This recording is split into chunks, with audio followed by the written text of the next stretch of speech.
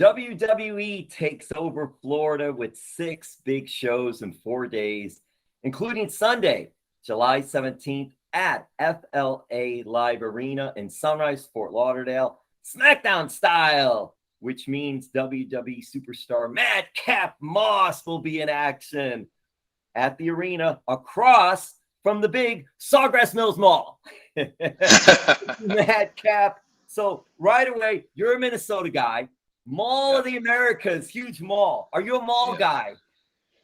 You know, as a kid growing up in Minnesota, it was one of the big things to do was to go to the mall with your buddies. You know, I often didn't even really buy anything, but it was just about the experience of walking around, maybe getting something to eat, doing a little window shopping. These days, I put the mall shopping mostly behind me.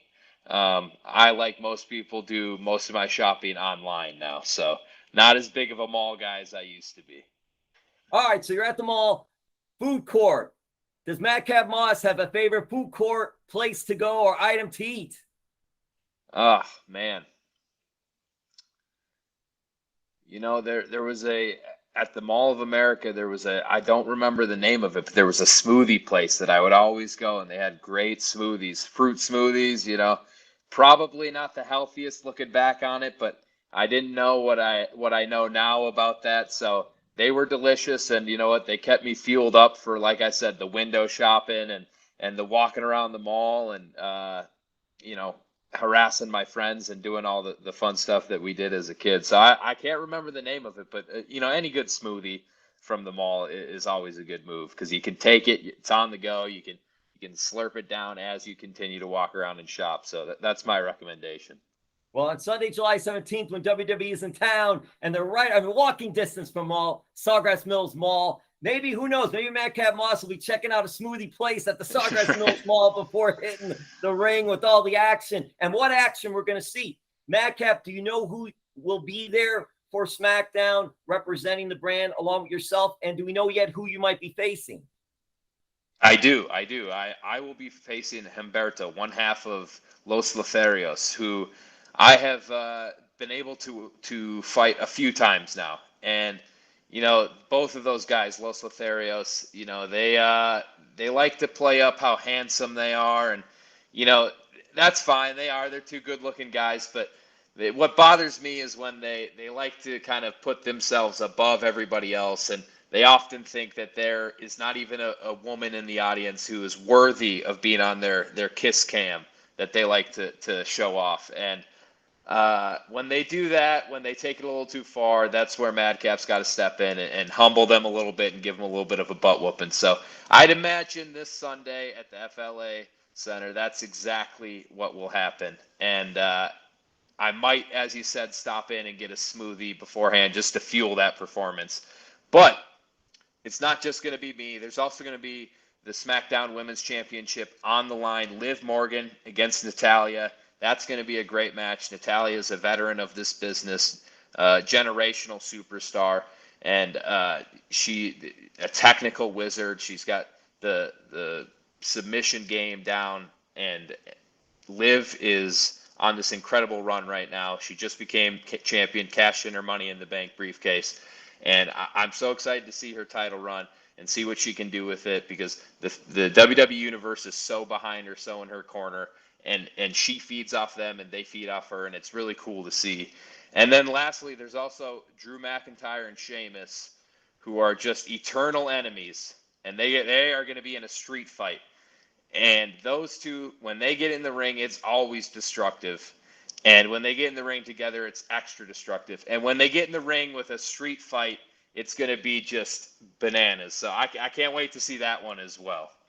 Yeah, we're going to name that one a Sunrise Street Fight there across the Sawgrass Mills Mall at the FLA Live Arena. Like it. So that'll be really cool. And hey, talking about the kiss cam, hey, maybe Madcap can take over the kiss cam and do it the right way. Yeah, you know what? That's not a bad idea. I think I might have to brainstorm some ideas, but we can do some good with that kiss cam. If they don't let me fully take it over, I will do as I did a few months ago on SmackDown, and I will bend over and show them my rear end and tell them they can put that on their kiss cam if they won't let me take it over.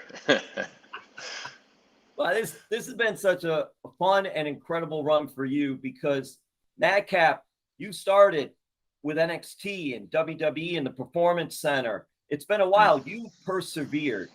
What lesson do you think that your journey so far can resonate with others? Because you've been a survivor, and now look what you've been able to do.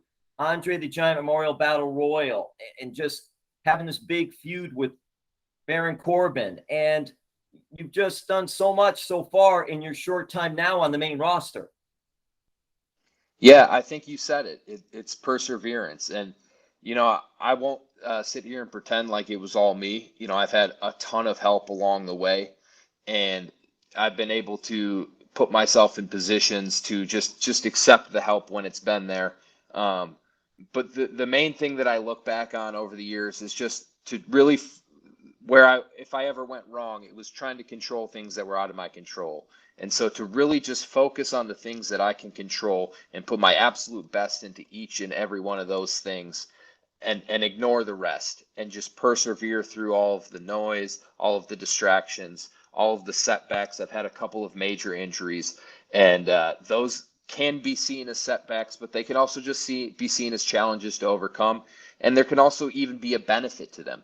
I think both of the injuries I had helped in a few different ways. First of all, when you're rehabbing a major injury, you have to refocus on the process. You can't focus on anything else but the process because it's monotonous and it's day to day. And sometimes, especially early in the rehab, it might be all day. There's not, and they're not exciting exercises to do. You're just activating muscles and stretching them, but it might take 3 2-hour sessions for that day just to get the muscles refiring and to get yourself into position just to be able to move on to the next step. And so it really helps you focus on the things, like I just said, that you can control, this process day to day. And the other thing it does is allow you to step back from the product itself, from sports entertainment, and just get a different perspective on things and see what stands out to you as important. Because sometimes in the day to day, you can get bogged down in certain things and kind of get into a bubble and not see things as they really are. And I think being able to step back and remove myself allowed me to do that. And so even the setbacks, even the challenges, I turned into positives for me. And to this day, I try to do that. Not everything's going to go my way. I know that, and I'm prepared for that. And I just take it one step at a time, control what I can, put my all into that, and just keep moving forward, keep persevering. And everything seems to work out just fine when I do that. Madcap, were you always like that, or is that something that you grew and matured into? To an extent, I have been. I mean, it was drilled in me from a young age. Certain things like discipline and hard work and humility were taught to me by my parents. My dad was my football coach growing up, and he played such an integral role in all of my sports, and my mom as well, and in school.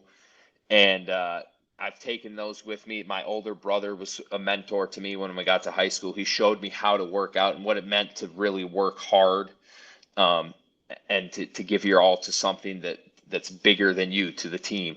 And then my little brother came up behind me and pushed me, from behind, because he was just such a tireless worker. So I've had all this help along the way, and it's been instilled in me from a young age, but I've definitely grown, and as I've experienced more and more, and to this day, I mean, I'm nowhere near a finished product. I'm still growing. I'm still trying to figure out exactly how to do all these different things. And the way I see it, it's just always going to be a continuous process of growing and learning and changing, and but at the same time, staying true to who I have been this whole time. Well, he's also a former WWE 24/7 champion, might I say, who will be here in Sunrise, Fort Lauderdale. And one of the biggest accomplishments that I think is, I believe you are a 2-time NXT Combine champion. Yeah. Absolutely. Yeah, in dominant fashion too. You got to say that. That's my tagline. That shows the athleticism. Those events, I watched them when it was on. It was so Yeah. cool. The second one I got to see, and just watching Yeah. that whole process, like an NFL combine. You're a football player, but NXT, WWPC, drone combine, and I believe you and Bianca Belair just tore it up. Yeah, she is a stud, absolutely as well. So she definitely dominated her field. But the first one I did, and I won, and it was really fun. It gets the juices flowing, and it's definitive winners and losers, and there's numbers to prove it.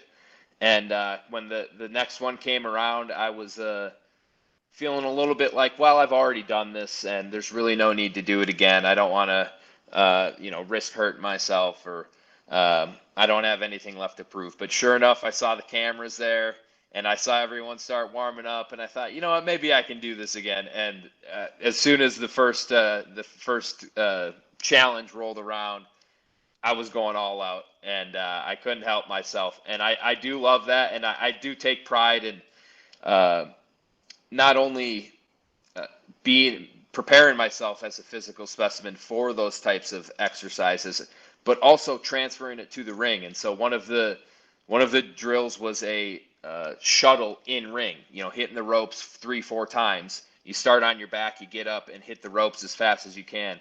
And it's a slightly different type of speed hitting the ropes than it is just running on a football field, because there's a turn, pivot, hitting the ropes, and you have to use the ropes to your advantage. You actually have to accelerate into the ropes and use them to spring you off into the next leg of the run, as opposed to slowing down to turn to hit them, which is a bit different and a bit counterintuitive for most athletes. But it's something that I absolutely take into the ring with me, and it's cool that I won the combine doing it.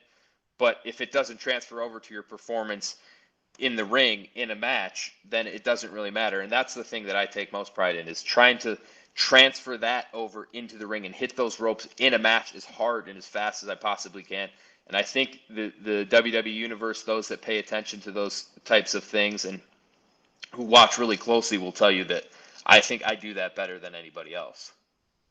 His athleticism stands out, and it's just really great and fun to see your rise here with WWE. I've got to ask you a couple more questions. We'll get you out of here, but Brock Lesnar, Shelton Benjamin, Gable Steveson, Madcap Moss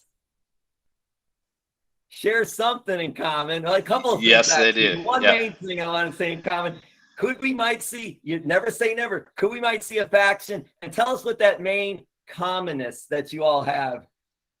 Yeah, I mean, it's the University of Minnesota Golden Gophers, Sky U-Ma, baby. So, it's really cool because, that's like one family that I've had in the past, and it's kind of a different life. But at the same time, I have a new family in the WWE family.